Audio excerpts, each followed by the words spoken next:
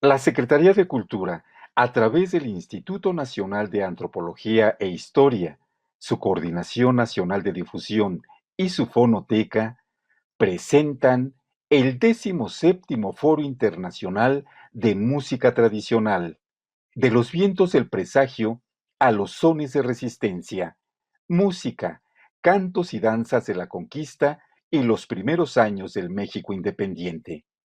Con nosotros, la doctora Aída Castilleja González, secretaria técnica del INA. Muy buenos días, Benjamín. Me da mucho gusto saludarte, saludar al público que nos acompaña pues a través de estas plataformas. Quiero agradecer a los organizadores la invitación a participar en la apertura de la edición de este Foro Internacional de Música Tradicional que llega a su edición 17. Nos volvemos a encontrar mediante estas plataformas, entendiendo que si bien nos han dado esta posibilidad de relacionarnos, de estar presentes, pues de ninguna manera sustituyen todo lo que nos da la relación cara a cara, mucho menos tratándose de la música, de la danza, del baile, ¿no? Recuerdo en agosto del año pasado un encuentro entre músicos de Ichan, pues hicieron lo posible por mantener vigente su tradición, de estarse reuniendo, y ellos claramente dijeron que la música no suena igual si no hay quien los escuche de manera directa. Pero bueno, entendemos las limitaciones y pues más vale no interrumpir estos importantes esfuerzos para continuar con este foro internacional de música tradicional que pues ya ha generado por sí mismo una tradición. Este año, el título y la temática del foro, de los vientos de presagio a los sones de resistencia, música, cantos y danzas de la conquista y los primeros años del México independiente, hace eco, resuena, en un contexto en el que, como bien sabemos, conmemoramos dos de las más importantes efemérides de la historia de México: la caída de Tenochtitlan, acontecida el 13 de agosto de 1521, y la consumación de la independencia el 27 de septiembre de 1821. Dos hitos de nuestra historia que representan, por una parte, la implantación de una cultura y un régimen dominantes hacia las civilizaciones amerindias de raigambre milenaria, y por otra, la resistencia y la rebeldía de estos pueblos que demostraron, y lo siguen haciendo, por diversos medios la profundidad de su cultura, de su historia, de sus formas de organización. Estos hitos, estos procesos que a partir de estos puntos de inflexión en la historia, 1521, 1821, que no los únicos, han construido no solamente la historia, sino las historias que se han fraguado. Han sido también factores en la gesta de la diversidad y de las identidades. Identidades que emergen, que se diluyen, se fortalecen en ciclos permanentes que incorporan condiciones propias, muchas de ellas dolorosas, marcadas por la injusticia, en las que la simetría respecto a la sociedad dominante no deja de estar presente. Sin lugar a dudas, estos procesos han tenido muy diversas implicaciones en el contexto múltiple y diverso del periodo colonial y del México independiente, generado por el encuentro de pueblos y culturas de distintas procedencias, que si bien dieron lugar a una nueva y singular sociedad a partir del intercambio de sus respectivos legados, mantuvieron latente el germen de la resistencia ante las arbitrarias y ajenas formas de vida implantadas, lo cual reflejó en diferentes hechos, entre ellos la música, el canto, el baile y otras abundantes y muy variadas expresiones, donde la sociedad sometida en sus momentos, donde la sociedad sometida, tanto en sus momentos rituales, pero también lúdicos de divertimiento y desfogue, afloran y afloraban los signos de inconformidad mediante una sátira ingeniosa que cuestionaba y cuestiona las normas sociales impuestas. Yo tengo muy claro, cuando estuve trabajando con los pueblos nahuas de la costa de Michoacán, que en la danza de moros y cristianos, justamente los naturales son los cristianos y los moros son los españoles, en un argumento muy consistente por parte de ellos, en el sentido de que los españoles no creían en la Virgen de Guadalupe y los naturales les impusieron esa creencia. Bueno, como estos, pues están documentados múltiples casos en donde justamente estas formas de esta inversión simbólica es muy muy, muy clara de estas formas de la resistencia y de la manera en la que se crean estas múltiples historias propias. Tales manifestaciones que eligieron el canto, la música y el baile, que bueno, así los clasificamos desde la academia y que no necesariamente son clasificaciones fieles en lo que en y desde los pueblos se marca esta distinción, ¿no? O sea, no puede haber danza si no hay música, en muchos casos no hay música si no hay danza. Algunas de ellas, quizá en la mayoría, se crearon a propósito, pero muchas otras solo expresaban de manera natural estilos y formas emotivas distintas que para los ojos de los jueces eran condenables, pues su proliferación y práctica ponían en entredicho las buenas costumbres y socavaban los fundamentos de un régimen cuya moral siempre estuvo cuestionada. Para el estudio de la resistencia cultural, teniendo a la música y a la danza como centro del estudio, es posible que existan vasos comunicantes entre estas expresiones y el pasado prehispánico, específicamente durante el periodo previo a la conquista y durante los primeros años de la evangelización, pues en algunos códices y cantares aparecen presagios de cambios radicales. Pero sabemos muy bien que aquí la importancia no es en buscar esa linealidad de la historia, sino los procesos que emergen justamente a partir del encuentro de las diferencias. Y aquí es donde la gesta de identidades pues se genera como un proceso incesante, rico y que siempre nos sorprende. Pero ¿qué hay de todo esto en las investigaciones? Y este ha sido siempre el motivo del foro internacional, en donde hay una combinatoria muy virtuosa entre el estudio, el análisis que se hace desde distintos ámbitos de la academia, desde distintas especialidades, pero en un diálogo permanente con justamente eso que es el motivo del estudio, la música, la danza y el baile. Por eso es que en el programa que ahora nos relatará, que nos explicará el gran organizador de estos foros, se van a buscar, se han planteado algunas preguntas, algunas tendrán respuesta y otras pues seguirán quedando en el aire para generar otros acercamientos. Existen fuentes que una de las preguntas es, por ejemplo, ¿existen fuentes que den cuenta de manera fehaciente de cómo fueron las músicas y las danzas de aquel remoto pasado? Entre otras muchas, ¿no? Estos y otros temas son los que tratarán estos estudiosos en la materia en el Foro Internacional de Música Tradicional 2021, que por segunda ocasión, decíamos, se lleva de manera virtual y a distancia, pero esperemos que esa distancia no marque distancias infranqueables y que pronto nos podamos volver a encontrar una vez que haya pasado esta temporada tan complicada en la que, por supuesto, la protección de la salud de todos y cada uno de nosotros es un elemento absolutamente como el primer nivel, ¿no? Pero esperemos que esto llegue a un pronto a término y que nos podamos volver a encontrar, estas plataformas nos permiten vernos las caras, pero no cara a cara, ¿no? Y eso yo creo que sí es una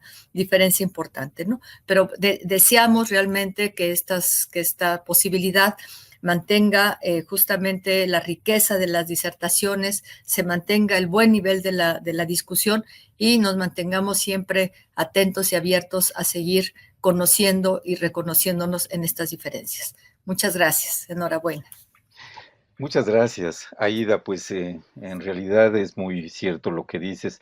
Nunca es igual la realidad virtual a la realidad presencial, a donde existe el calor humano, existe la polémica, la controversia cara a cara con los especialistas, con los estudiosos, con los músicos que nos transmiten tantas emociones a través de sus expresiones, a través de la danza, a través del canto. Y bueno, pues esperemos con mucho fervor que para el año que entra ya regresemos a la realidad presencial. Pues bien, estimados amigos que nos acompañan y que nos siguen a través de esta plataforma, que el programa ha sido construido precisamente con la idea de conmemorar estas dos grandes efemérides, como ya lo mencionó la doctora Castilleja. La caída de Tenochtitlan y la consumación de la independencia, en donde identificamos un hilo conductor que es la resistencia. ¿Acaso se ha prolongado esa resistencia de aquel momento significativo en la música posterior, en la danza de los años posteriores, inclusive en estas expresiones contemporáneas hoy en día? Bueno, pues especialistas, estudiosos en la materia, van a acompañarnos en dos mesas redondas, una a donde se va a hablar acerca de las fuentes para el estudio de las músicas prehispánicas que algunos dicen no existen, no sabemos cómo fueron, acaso las imaginamos y se recrean. Otros especialistas aseguran que en las actuales músicas indígenas prevalece todavía el espíritu, el ánimo, la intención y los significados de aquellas lejanas épocas. Y tenemos también otra mesa redonda donde se va a discutir acerca de esta resistencia expresada en la música durante la época colonial y que cobró gran efervescencia previo a la lucha de independencia. De hecho, muchas de estas músicas fueron una especie de estandarte de los grupos insurgentes, músicas, cantos, bailes perseguidos por la Santa Inquisición y que forjaron parte de nuestras tradiciones musicales ya como mexicanos. También tenemos entrevistas con especialistas en la materia y sobre todo tenemos músicas representativas de estos periodos y de este largo proceso, como bien lo dice también la doctora Castilleja, que no es un proceso lineal, es un proceso multifactorial que se alimentó de diversos patrimonios culturales. México es actualmente esa fusión de historias, esa fusión de pueblos y lo intentaremos apreciar, lo intentaremos reflexionar a partir del foro de esta ocasión. Bueno, pues sin más ni más, le pedimos a la doctora Castilleja sea tan amable de inaugurar el 17º Foro Internacional de Música Tradicional 2021. Por favor, doctora. Pues muchas gracias. Nuevamente en este formato no nos podemos ni levantar ni parar. Pero bueno, sin más, nos da mucho gusto abrir este 8 de octubre el Foro Internacional de Música Tradicional en su edición número 17, titulado De los vientos del presagio a los sones de resistencia, música, cantos y danzas de la conquista y los primeros años del México independiente. Enhorabuena y estaremos muy atentos a los aportes que este foro entregará de esta edición y lo mismo a la alegría que nos contagiará con la posibilidad de escuchar y de ver la música, la danza, los bailes. Muchas gracias. Enhorabuena. Muchas gracias, Aida. Y bueno, sin más ni más, los invitamos a que se queden con nosotros porque iniciamos con este foro.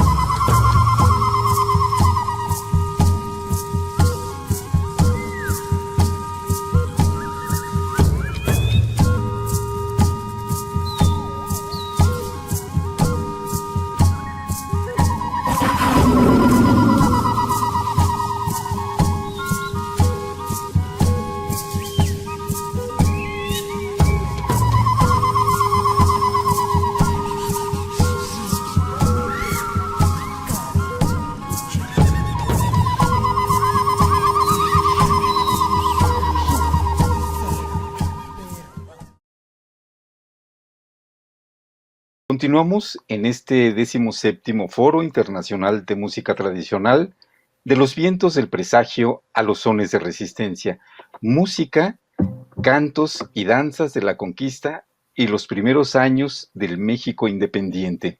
En este momento vamos a iniciar con una mesa redonda para comentar, para debatir, para confrontar algunos puntos de vista sobre las fuentes documentales que nos permiten de algún modo acceder a lo que fue la música prehispánica, lo que fue la instrumentación sonora, lo que fueron los músicos, los ejecutantes en aquellos lejanos tiempos. Y para esta mesa redonda tenemos el gran gusto de tener con nosotros a Ricardo Manuel Pilón, también a Gonzalo Sánchez Santiago y a Alfonso Garibay García. Muchísimas gracias, estimados amigos, estimados investigadores que se han dedicado durante mucho tiempo a la investigación, a la indagación de estas temáticas, a veces un tanto áridas, pero sin lugar a dudas apasionantes, porque, bueno, son un camino que nos lleva al conocimiento de lo que fue el México antiguo. Me voy a permitir leer algo del currículum de cada uno de ustedes, que verdaderamente pues es muy abundante. Ricardo Manuel Pilón Alonso tiene una trayectoria bastante abundante, muy experimentado en este tema. Él tiene estudios de licenciatura en arqueología por la Escuela Nacional de Antropología e Historia, también de licenciatura en la Facultad de Filosofía de la UNAM. Él tomó un taller básico de dibujo con un enfoque arqueológico en la ENA. También tiene un curso de arquitectos mesoamericanos en la Facultad de Arquitectura de la UNAM. Tomó un curso taller de metodología básica para la prospección geofísica en arqueología en la ENA. Bueno, tiene varios cursos que han alimentado, que han nutrido su conocimiento, su preparación para este tipo de trabajos de investigación que él realiza. Participó en el 5º Foro de Música Tradicional del Museo Nacional de Antropología con el ensayo Una aproximación a la música prehispánica azteca. También en el 7º Foro de Música Tradicional, Cantos y Danzas Tradicionales, en el mismo Museo Nacional de Antropología, con la música del Quiché Achí, según Brasseur de Bourbourg, indicios marginados y una música maya. Ha participado en varias ocasiones en este foro, toda su temática en torno a esta música o a estas músicas. Es un tema tan amplio que, bueno, pero de alguna manera él tiene una inclinación por el estudio del Rabinat Achí, que es algo muy interesante. Bueno, ha participado en otro tipo de eventos nacionales e internacionales, coloquios, simposios, congresos, y bueno, también tiene trabajo arqueológico en distintos sitios, lo cual complementa o lo cual es parte nodal de este perfil que se ha venido construyendo a lo largo del tiempo. Ha ofrecido también conciertos, recitales y concursos, participado en concursos, organizado concursos inclusive. Eres músico, Ricardo, también. Eres intérprete del instrumental precortesiano, diría Samuel Martí. Bueno, pues es un currículum verdaderamente amplio, todo con el núcleo de estas músicas del México antiguo. Y bueno, también tengo por acá el currículum de Alfonso Garibay García. Él es egresado de la licenciatura en Historia de la Facultad de Filosofía y Letras de la UNAM, como parte de las investigaciones sobre la música prehispánica. Ha impartido conferencias en el ciclo Conversaciones Musicales y en los foros de música tradicional del INA. por supuesto, con esta misma temática, muy amigo, una mancuerna que durante muchos, muchos años han compartido experiencias, intercambios en sus puntos de vista acerca del tema. Por supuesto, sobre Rabinal Achí, eh, ¿qué otra cosa tan interesante? Dice, ha colaborado en la catalogación del acervo musical Ixil y Quiché, compilado por el misionero español José Díaz Ruiz entre 1966 y 1972 en Guatemala, para el portal electrónico Universos Sonoros Mayas del Centro de Estudios Mayas del Instituto de Investigaciones Filológicas de la UNAM. Eh, es miembro del grupo musical Yolo Cuicamine. Bueno, pues una trayectoria también importante. Alfonso, ¿querrías agregar algo de esto?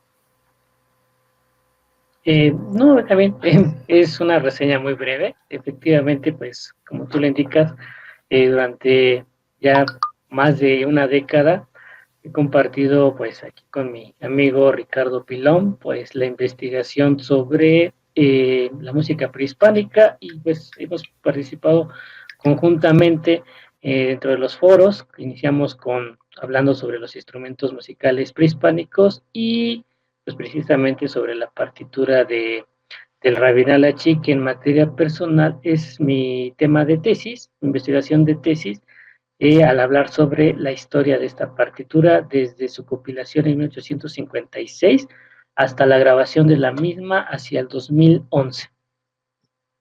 Qué bien, qué bueno que aclaras ese punto, es muy importante dentro de tu trayectoria. Bueno, ahora vamos a referirnos a Gonzalo Sánchez Santiago. Él es etnomusicólogo por la Facultad de Música de la UNAM, maestro en antropología social por el CIESAS y doctor en Historia del Arte por la UNAM. Actualmente es investigador de tiempo completo en la sede Oaxaca del Instituto de Investigaciones Estéticas. Ha colaborado en proyectos de investigación en la Comisión Nacional para el Desarrollo de los Pueblos Indígenas y el Instituto Nacional de Antropología e Historia. También ha participado en proyectos de curaduría relacionados con exposiciones de instrumentos musicales. Sus investigaciones se han orientado hacia las culturas musicales de Mesoamérica y la historia de la música en México. En la actualidad desarrolla una investigación sobre la cultura musical en Oaxaca, partiendo del análisis de archivos musicales y acervos fotográficos de finales del siglo XIX y la primera mitad del siglo XX. Paralelamente, lleva a cabo una investigación sobre las contribuciones del músico e investigador Samuel Martí a la historiografía de la música mexicana. Samuel Martí no puede quedar al margen de todos estos estudios, fue una piedra angular, un parteaguas en estos estudios, sin olvidar también las contribuciones muy importantes del maestro Vicente T. Mendoza. Bueno, estimados amigos, después de haber leído sus respectivas trayectorias, les planteo la primera inquietud, la primera pregunta, orientada específicamente a cómo se llega al conocimiento de las músicas prehispánicas, dado que en la actualidad es bien conocido, pues que estas músicas no existen como tales, ¿verdad? Existen una serie de recreaciones, algunas mejor logradas, entre comillas, ¿verdad? Que otras, como una propuesta estética, como una propuesta evocativa, que nos transporta cuando escuchamos estas músicas, estas composiciones, a un pasado prehispánico que pudo ser o que únicamente es producto de la creación artística, de la evocación. ¿Cómo se llega? ¿Cuáles son las fuentes que nos permiten el acceso a este pasado musical, a este pasado dancístico y, por qué no, también vocal o de cantos en aquellos lejanos tiempos? Ricardo, la Sí, pregunta para ti primero. Adelante, por favor. Claro que sí, Benjamín. Pues bueno, como tú ya bien señalas, la música prehispánica tenemos que asumir que pues es técnicamente inexistente, en el sentido de que no tenemos una muestra lo suficientemente verídica al respecto de su manifestación, salvo ahí una hipótesis que manejamos en el Rabinal Achí, que pudo haber sido una transmisión oral y que después en el viaje de Brasil de Bourbox se logró rescatar a los sistemas eurocentristas. Pues bueno, es una aportación, pero que requiere todavía de mayor profundidad. Alfonso les podía platicar al respecto en ese sentido. Pero como bien preguntas, ¿cómo nace esta inquietud? Eh, yo quiero plantear fundamentalmente que la música se influye directamente desde el punto de vista social. ¿Qué quiero decir con esto? La inquietud nace precisamente en las manifestaciones mismas, como tú bien llamas, de las recreaciones o interpretaciones, etcétera, de la gente que tiene esa inquietud por conocer su pasado. Y eso es algo que recientemente he estado reflexionando, porque no nace de la nada la inquietud, ¿no? En este sentido, digamos, en este ámbito social directo tenemos a los grupos, los danzantes fundamentalmente con los grupos concheros, que son en realidad grupos de tradición desde la época colonial, incluso de la propia conquista, precisamente en las danzas de conquista, y que pues trajeron algunos elementos tanto sonoros como de cantos, etcétera, etcétera, ¿no? Entonces, ante esa inquietud, ¿no? Se vienen a completar precisamente pues las manifestaciones discursivas de quienes presenciaron en este momento de la llegada de los españoles, pues esos precisamente esos aventureros, ¿no? Tanto los conquistadores como los frailes empiezan a tomar cuenta, a tomar nota de todo lo que están observando, ¿no? Y entonces van describiendo a partir de la analogía lo que ellos ven como algo musical, como toda esa manifestación completa de lo que ellos vieron fascinados, ¿no? Y ahí tenemos pues las propias fuentes históricas hispanas. Pero no nos olvidemos también que en el caso de los indígenas, que si bien no tuvieron una escritura pues ahora sí tan desarrollada como el caso de los hispanos, lo podemos constatar en los códices, pues que son más o menos de la época, pues estamos hablando códices del posclásico medio, posclásico tardío, ¿sí? Los que son también libros, vamos a ver, o pinturas de las culturas de la Cuenca de México, y podemos constatar ahí pues figuras tocando instrumentos, vendiendo instrumentos, incluso construyendo instrumentos, que de alguna manera pues nos vemos reflejo, y que créame, Benjamín, que incluso nos pueden dar hasta pues los tips para más o menos hacer o interpretar un instrumento, ¿no? O sea, saber ejecutar un instrumento. Eso es curioso, ¿no? Por otro lado, también ellos heredan también de los hispanos, pues el arte de la escritura y todas esas cuestiones, y empezamos a tener a nuestros cronistas indígenas que traen también una abundancia de información sobre el nombre de los instrumentos, sobre qué se tocaba con esos instrumentos, algunos cantos. Todo el mundo conoce los cantares mexicanos, que son una joya que necesita ser estudiada, y que ahí también vienen indicaciones de carácter, pues vamos a decirlo así, discursivo o fonético, para producir ciertos ritmos. Esta curiosidad pues lo vinieron manejando ya después nuestros grandes antropólogos, etnólogos, incluso arqueólogos, para crear una idea, ¿no? Que se quedó trunca debido a las circunstancias sociohistóricas que había en México, ¿no? Pero digamos que primariamente tenemos las fuentes, el aspecto social por herencia, y desde luego todavía quedan por ahí grupos, pues vamos a decir los grupos autóctonos, grupos indígenas, que de alguna manera pues han trascendido en sus músicas y que no han sido estudiadas debidamente, ¿no? Que necesitamos todavía indagar su profusidad, incluso de dónde provienen todas esas músicas que tienen, a pesar de que hayan incluido ya lo que serían los instrumentos de cuerda. No obstante, por ahí, desde el punto de vista musical, hay esta esencia de una trascendencia antigua. Entonces, yo al menos quiero indicar más o menos los contextos en los que se puede encontrar más o menos esta información, y al menos puedo indicar que lo que sí hace falta mucho estudiar, y esto es un aviso a los antropólogos, que tenemos que meternos todavía más a los textos, a las fuentes históricas.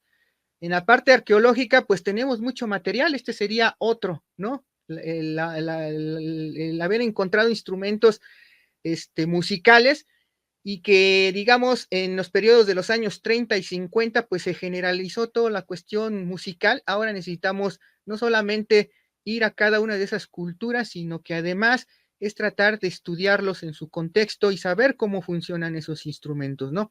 Esto, a grosso modo, es lo que yo considero con el cual podemos empezar a conocer, ¿no? Desde el punto social, incluso nos indican que hay una necesidad de conocer nuestro pasado, y una de ellas es precisamente música. Lo que sí no puedo, digamos, permitir hasta cierto punto es decir que no existe de manera tajante la música, porque entonces estaríamos invalidando precisamente estas fuentes o estas manifestaciones de evidencia, ¿no? Tenemos un gran rompecabezas en el cual, pues desafortunadamente, no todas las piezas están completas, ¿no? Al menos esto es lo que yo puedo decir de manera muy concreta al respecto, Benjamín. Muchas Muy gracias. importante, ¿no? Fíjate que uno de tus últimos comentarios es muy, muy adecuado, esto de que no podemos decir de manera tajante que no exista. Quizá, como toda tradición, como todo hecho de cultura, el tiempo lo transforma, y quizá no encontremos exactamente aquellos ensambles, le decía hace poco yo a Gonzalo, este ordenamiento de los sonidos prehispánicos, pero en las músicas contemporáneas indígenas quizá encontremos elementos, sonoridades que vienen de ese pasado, y que pues aquí rompe con la idea de que no existen definitivamente. No existen en su manera completa, pero sí, y quién sabe, ¿verdad? Porque bueno, sí hace falta mucha investigación al respecto. Pero bueno, escuchemos a nuestro estimado Alfonso. ¿Qué opinas al respecto de las fuentes para conocer el pasado musical prehispánico, Alfonso? Gracias. Hola, muy buenos días a todos, compañeros. Muchísimas gracias, Benjamín, por tu invitación a esta mesa sobre las fuentes históricas, sobre la música prehispánica.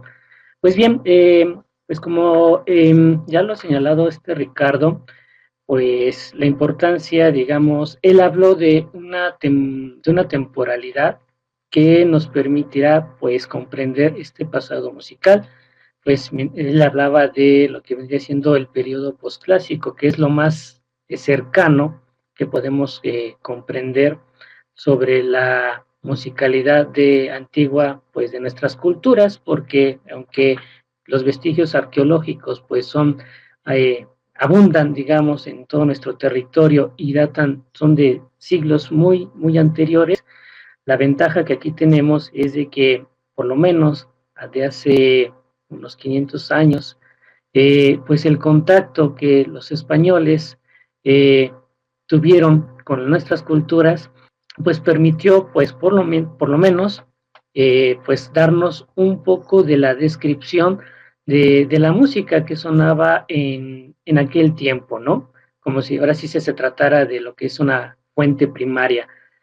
Aquí, bueno, me gustaría pues sí también subrayar que las fuentes escritas, estas descripciones que dejaron los conquistadores, por un lado, pues tenemos la descripción de los, digamos, de los soldados, por así decirlo, que aunque son acotaciones muy breves acerca de la musicalidad prehispánica, serán pues prácticamente los frailes, los misioneros, que con el interés de conocer con más pues, propiedad y ahínco la cultura, son los que nos brindarán pues mayor conocimiento sobre esta música.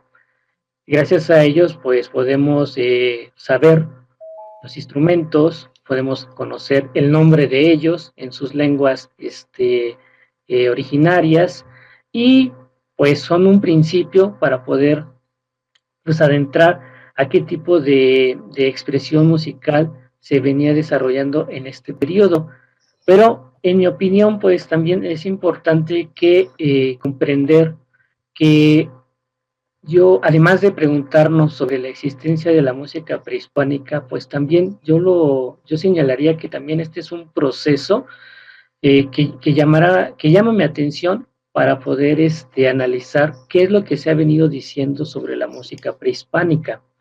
Eh, Porque la manera en que se ha investigado, esto quizás es algo muy reciente, ¿no? En nuestro país, ¿no?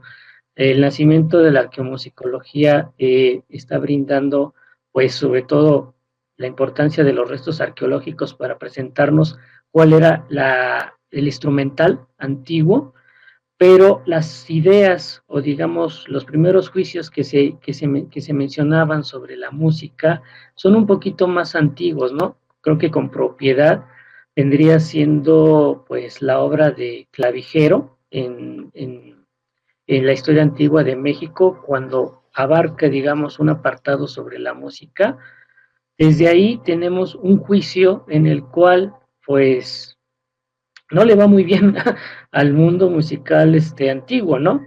Porque ya empieza a verlo desde una perspectiva, pues, del progreso, por así decirlo, ¿no? Porque la cita de Clavijero en su obra es que la música prehispánica, al carecer de cuerdas, así como lo dice, de cordófonos, por así decirlo, pues la pone en un estado de ser una música pues prácticamente primitiva, ¿no?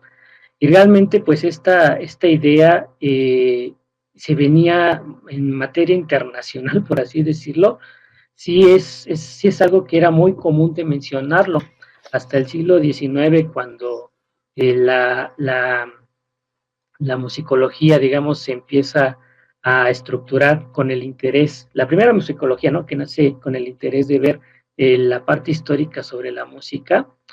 Va a haber pensadores, investigadores, sobre todo franceses, que hacen que para juzgar el estatus o la calidad musical de una cultura, tiene que ver con esta estructuración de ver cómo los instrumentos si son pues muy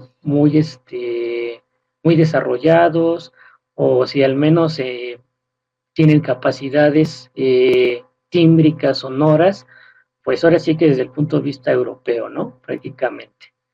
Entonces, por eso a mí me gustaría también poner sobre la mesa que la parte conocer el pasado prehispánico, necesitamos también entender el contexto en que cada una de las investigaciones pues va a ir aportando sus comentarios al respecto, porque a partir de ellos pues podemos ir connotando qué tan aproximados estaremos hacia la música prehispánica.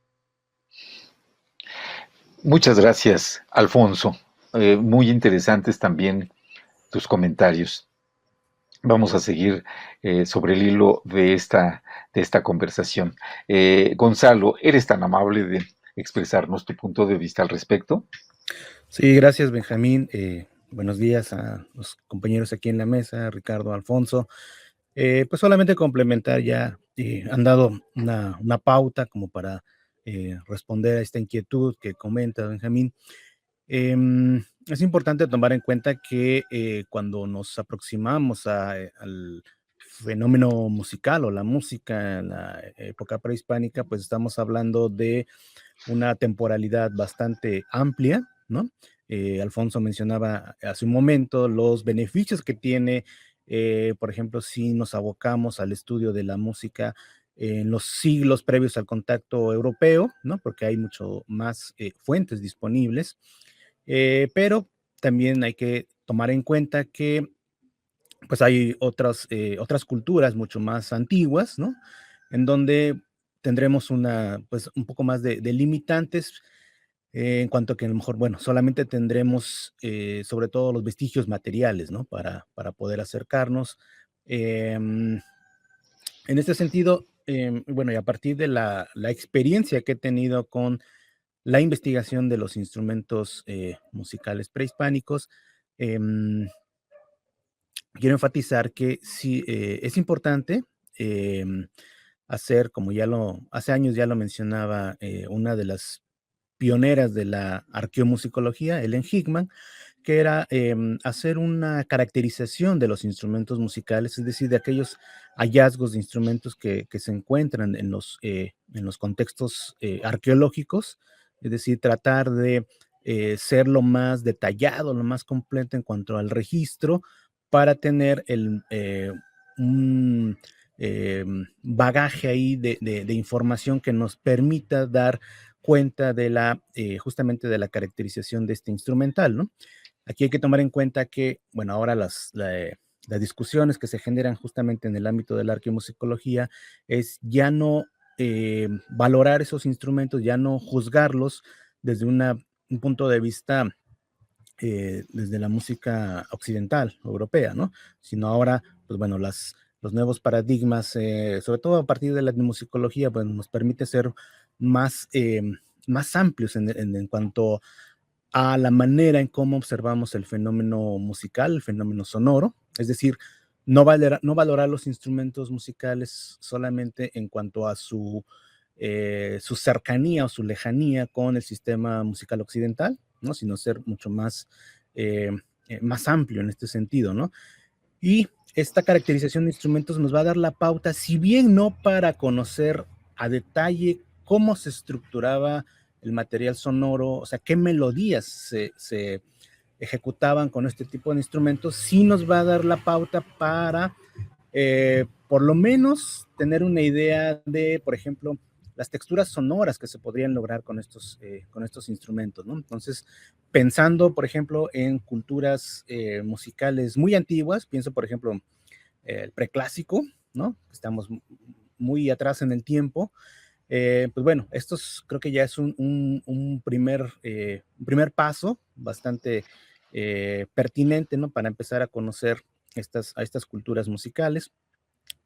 Cuando nos aproximamos al periodo de contacto, pues bueno, es mucho más enriquecedor porque entonces esta caracterización que vemos del instrumental lo podemos, ya lo habían comentado los compañeros aquí en la mesa, lo podemos comparar, lo podemos contrastar con lo que dicen las fuentes y ahí es donde empezamos a tener algunos indicios mucho más concretos, más precisos de cómo era el fenómeno de la música en estas culturas, ¿no?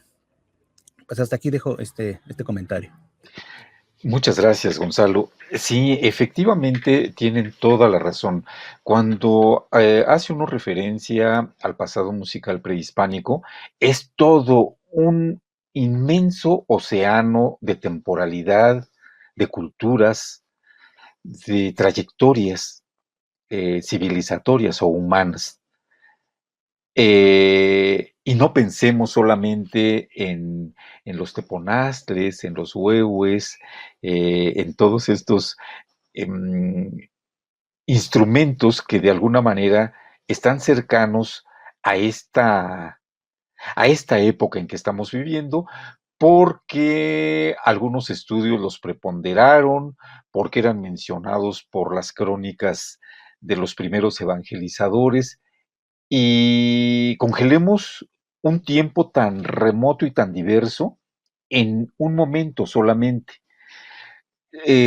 Porque además la música, creo yo que se transmite como un todo, no nada más el sonido, sino el sonido dentro de la cosmogonía, el sonido dentro de la instrumentación, el sonido a través de los estilos de ejecución.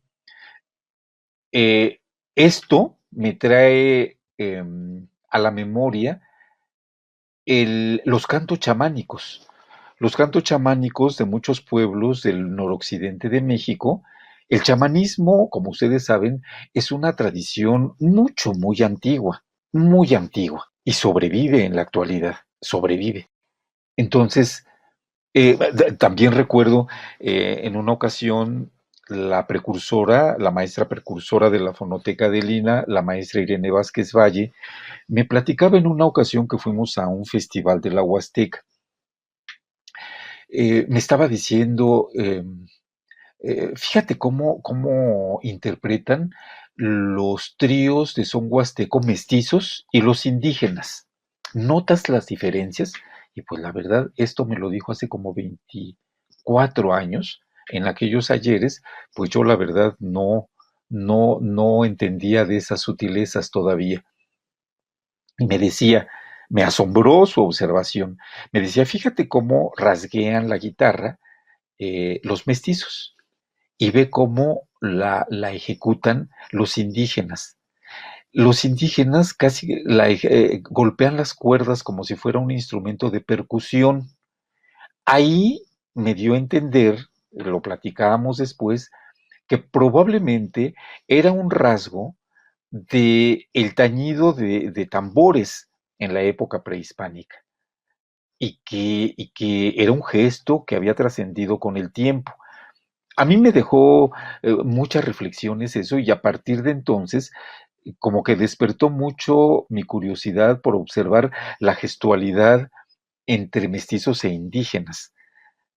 Igual entre mestizos e indígenas puede haber una gestualidad que tiene que ver precisamente con la ejecución de la música y que a través de esa gestualidad, bueno, pues también se puede entender, también se pueden identificar estas, estas tradiciones, estos procesos que han venido desde el pasado hasta la actualidad.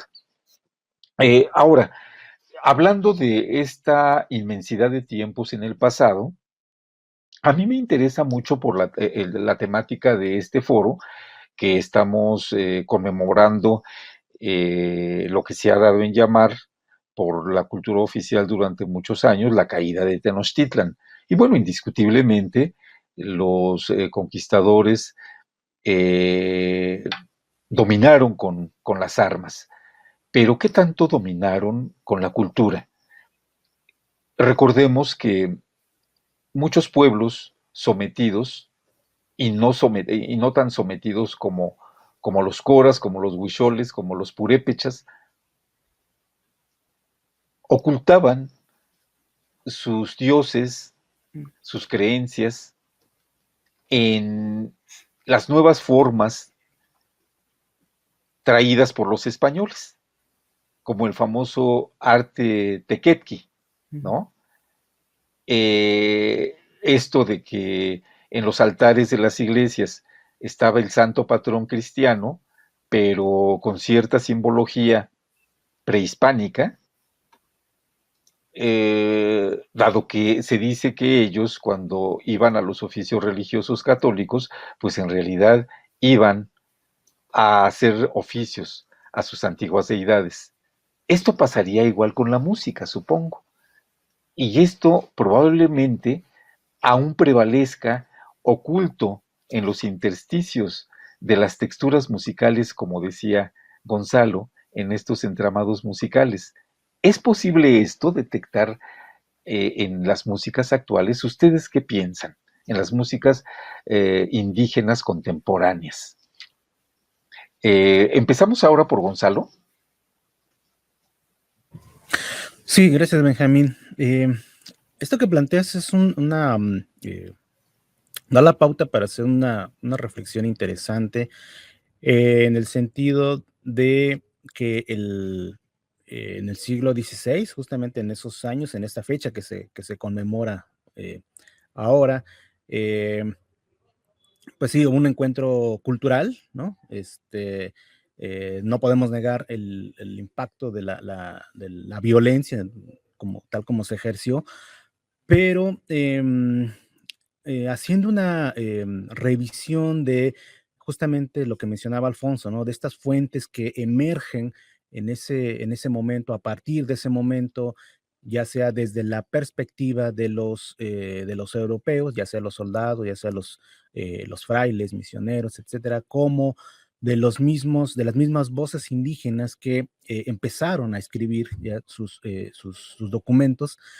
Vemos un escenario bastante interesante en cuanto a que el contacto con Europa, con la cultura musical europea, para las culturas indígenas abre las posibilidades de una ampliación de su dimensión sonora, ¿no?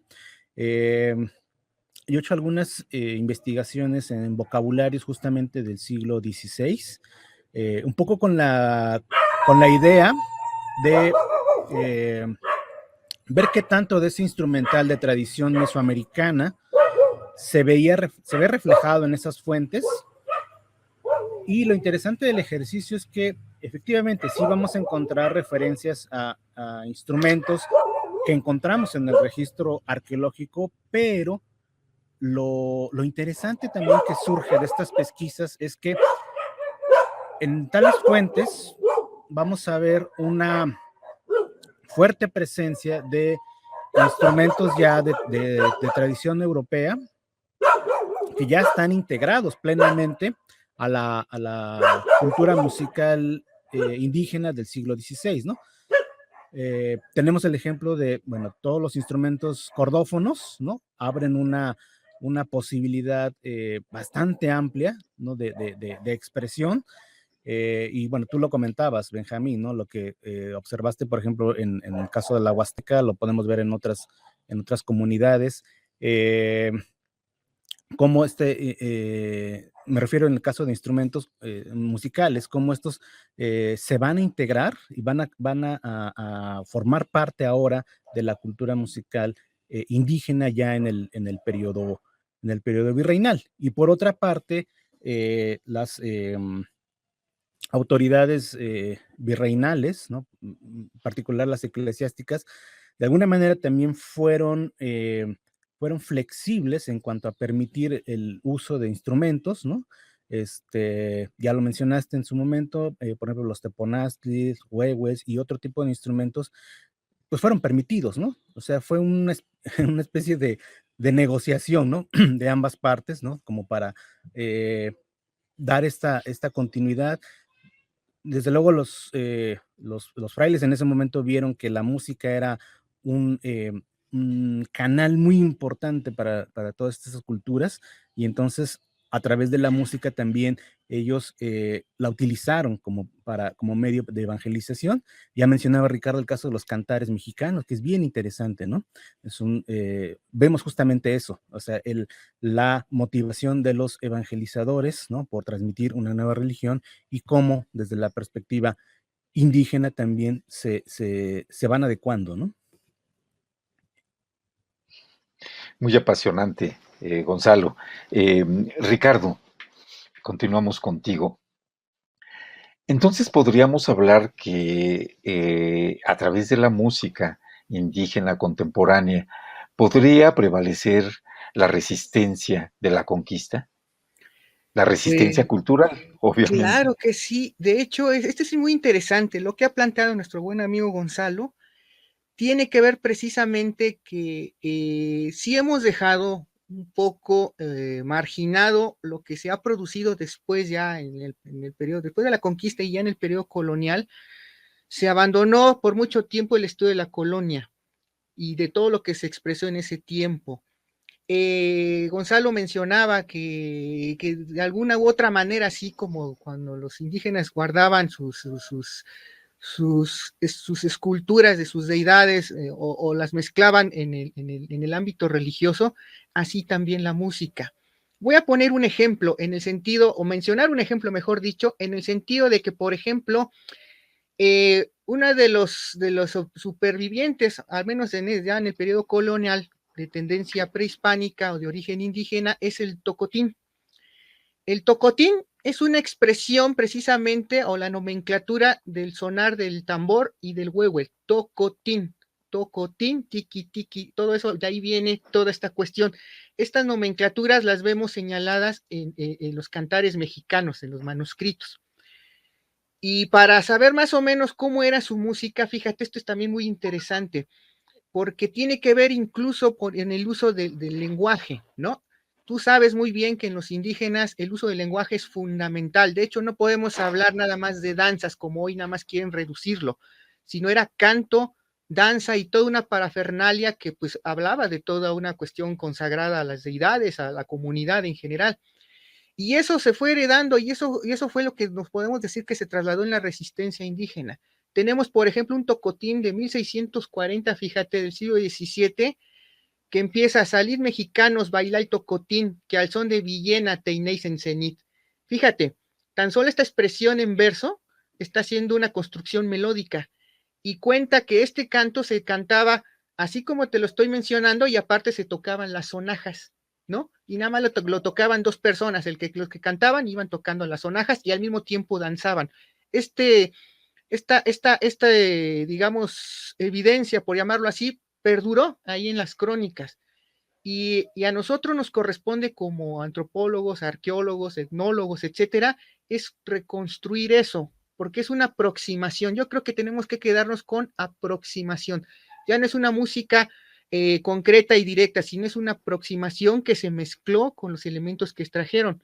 Otras de las cuestiones es que la tradición conchera, no los danzantes que hoy vemos que tocan huehue, principalmente huehue y se atavian, ellos, mis respetos por lo que han hecho por la preservación, digamos, o la manifestación cultural del pasado.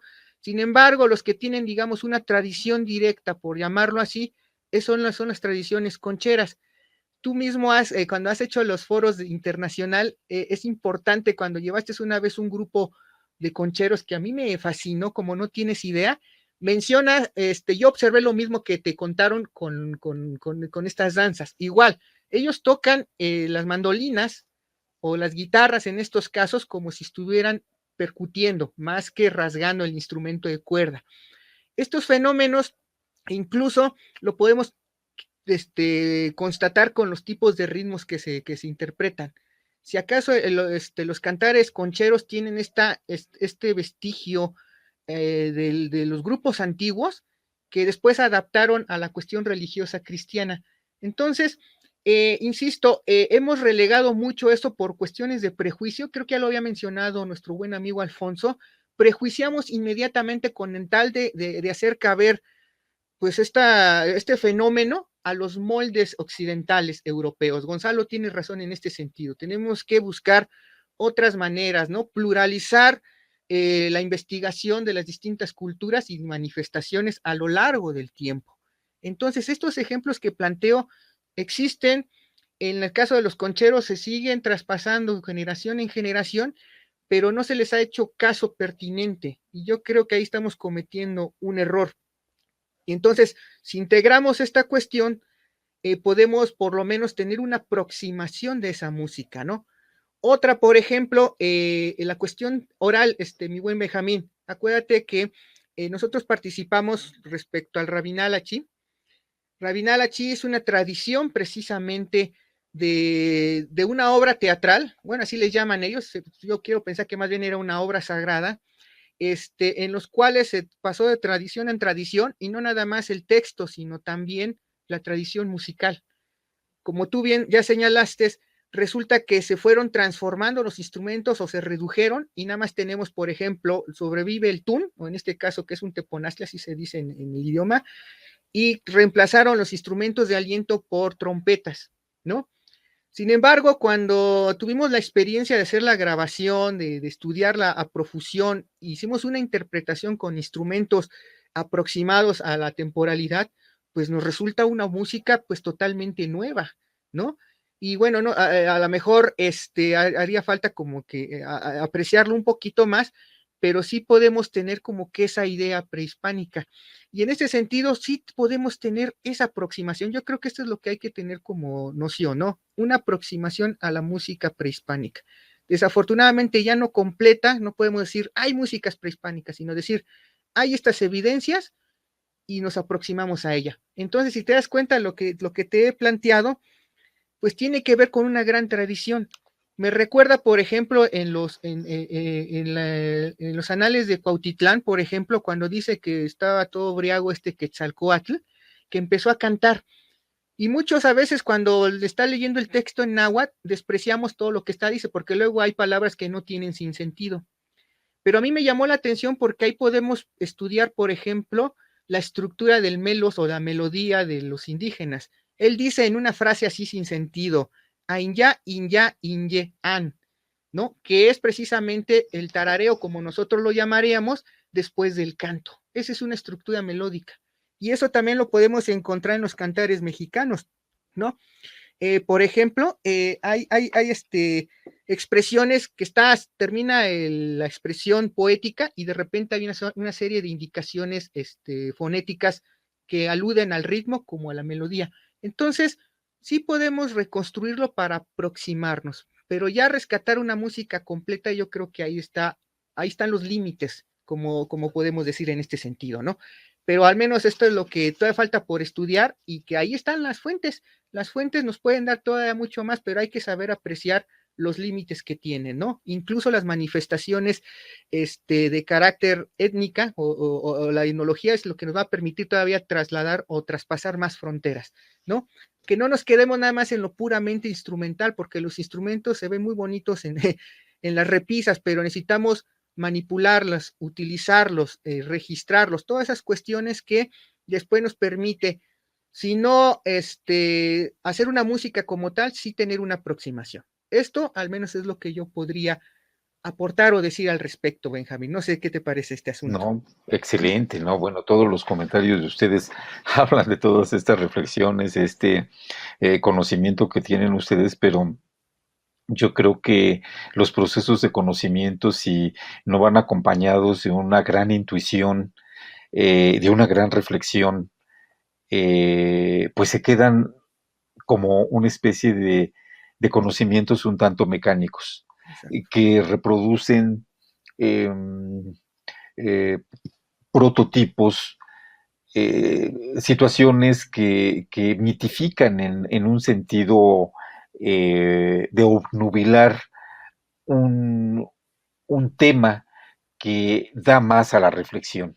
Y la reflexión, la intuición, creo que nos aproxima mucho más a aquel pasado que otro tipo de situaciones.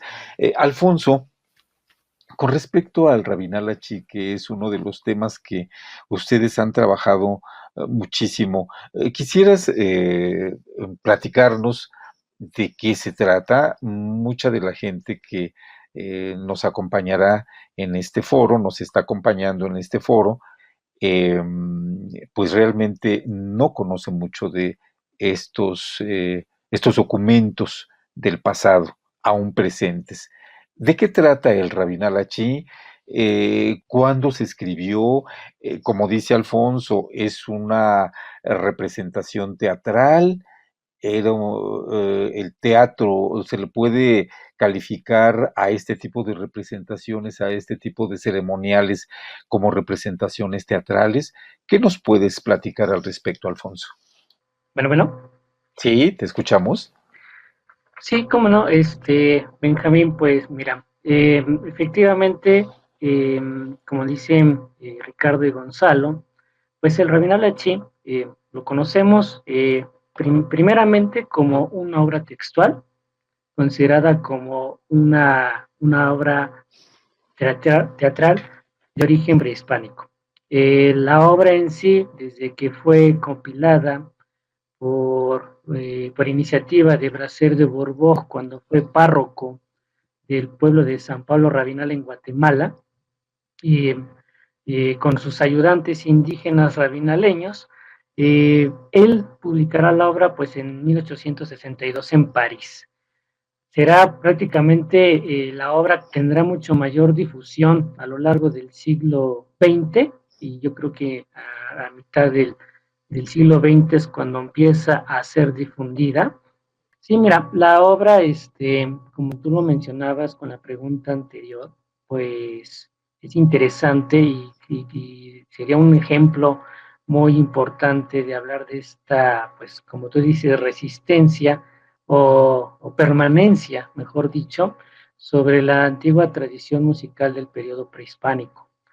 La obra, a pesar de que fue compilada o transcrita, pues está transcrita en el sistema de notación occidental con la instrumentación de dos trompetas y de un tambor de origen prehispánico, que es el tun, en quiché o teponazli, para mayor familiaridad, nosotros que vivimos aquí en el altiplano, pues efectivamente el nombre de la obra en sí, en su idioma originario, que es Shahok Tun, danza del Tun, ya nos está pues dando a entender que esta obra, que efectivamente al ser, cuenta con un texto, una trama, todos, bueno, el mismo Borbó que la compiló mencionó que se trataba de una tragedia, una cuestión dramática, de una importancia social e histórica, de por lo menos de hacia el siglo XIV de nuestra era, en la región de la Verapaz en Guatemala.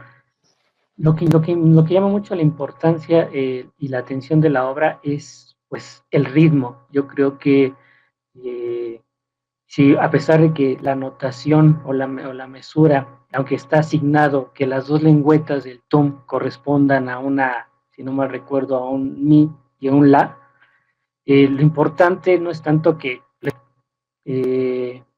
consigamos un teponazle, pues en esa tonalidad, en ese tono, ¿no?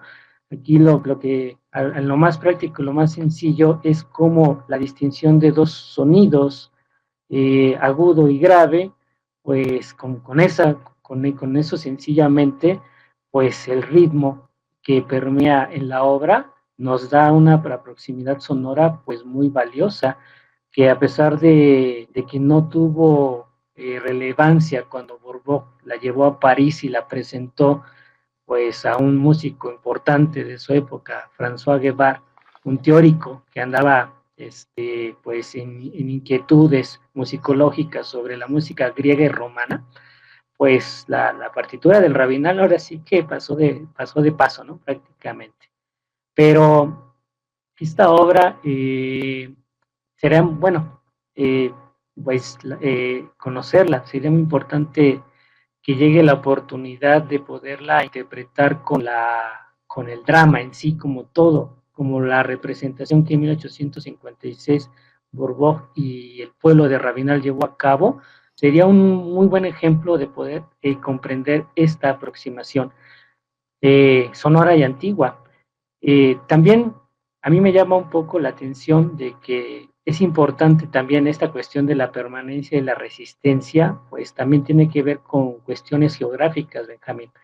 Aunque la obra, pues pasó prácticamente, hablo del Rabinal, por 400 años. No quiero decir que fue mutable y que permanece tal cual, porque pues sí, efectivamente la tradición oral de todos los conservadores que la mantuvieron durante ese tiempo hasta que Colás López, autor de la transcripción y un músico anónimo, no sabemos su nombre, pues eso no obstante no limita a que la obra sea muy interesante de apreciar sobre esta musicalidad antigua.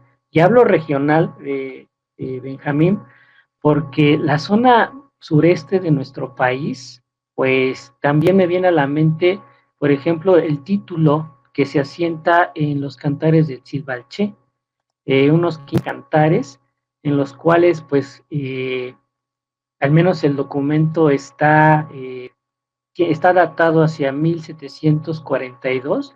Fíjate que el título que le asentaron a estos cantares es el libro de las danzas de los hombres antiguos que era costumbre hacer aquí en los pueblos cuando aún no había llegado los blancos.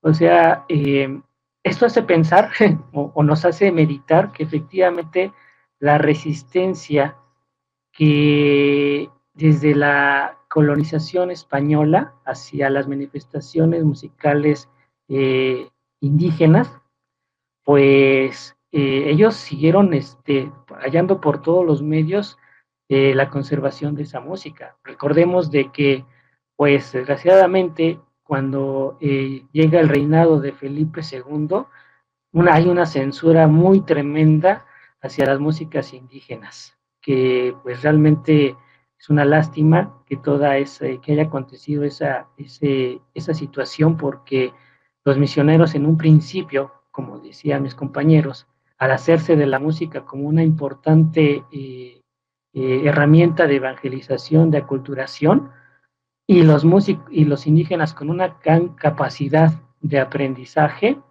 pues llega un periodo, pues sí, algo oscuro, en los cuales todo esto se tiene que dar marcha atrás.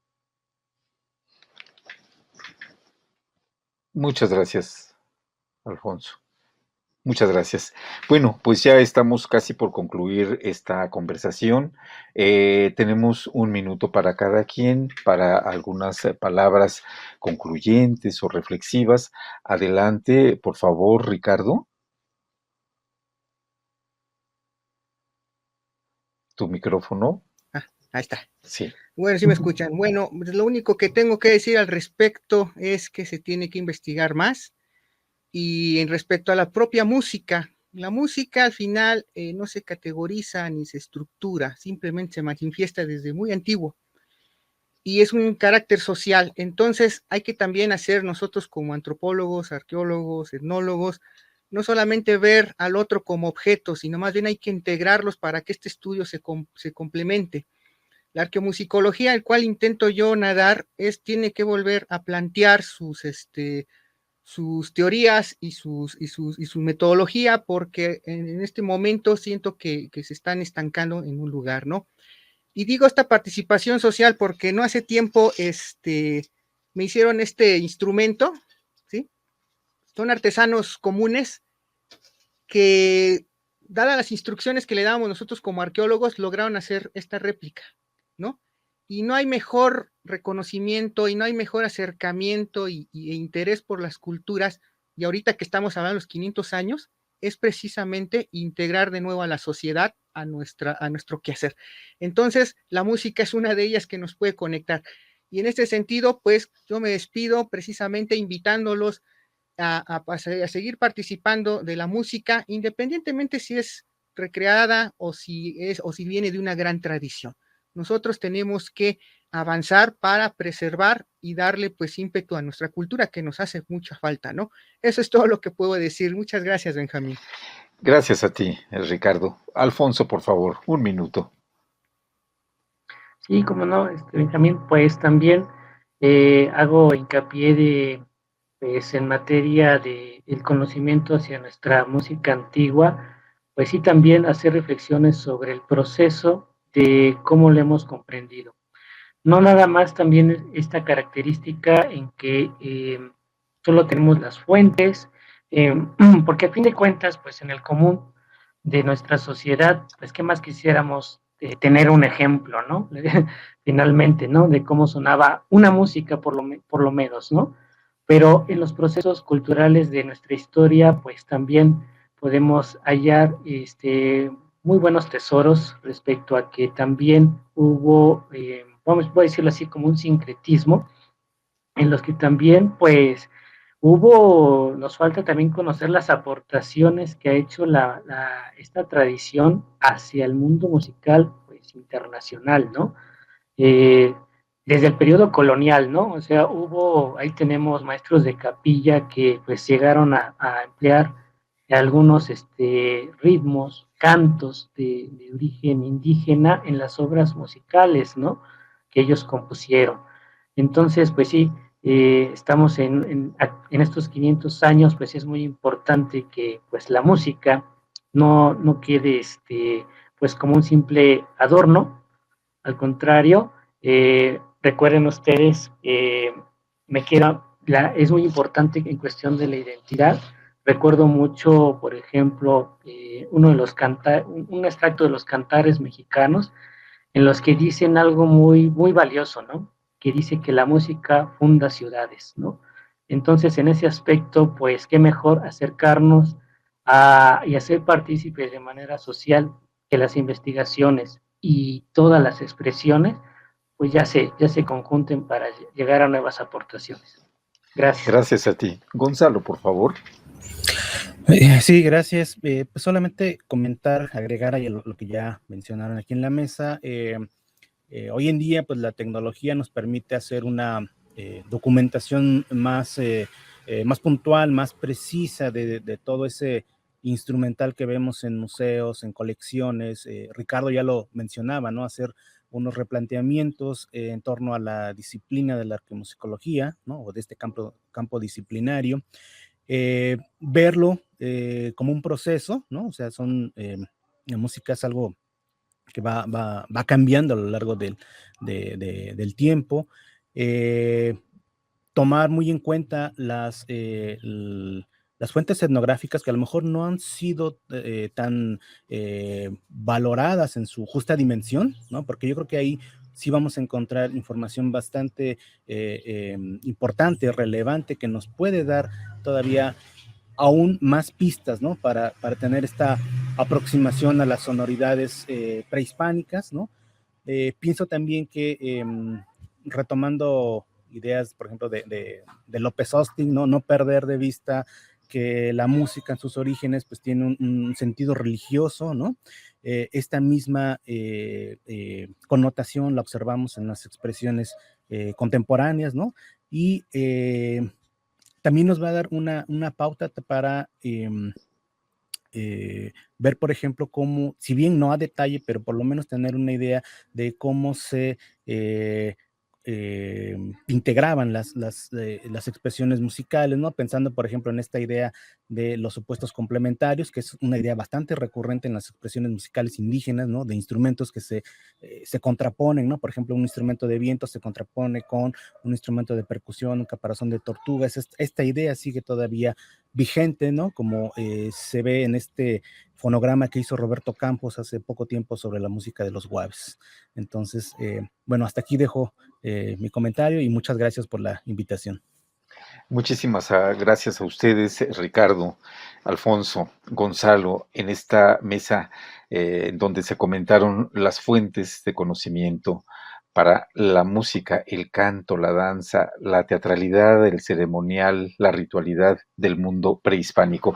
Muchísimas gracias a ustedes, amigos, que están acompañándonos en este foro internacional de música tradicional y continuamos en él.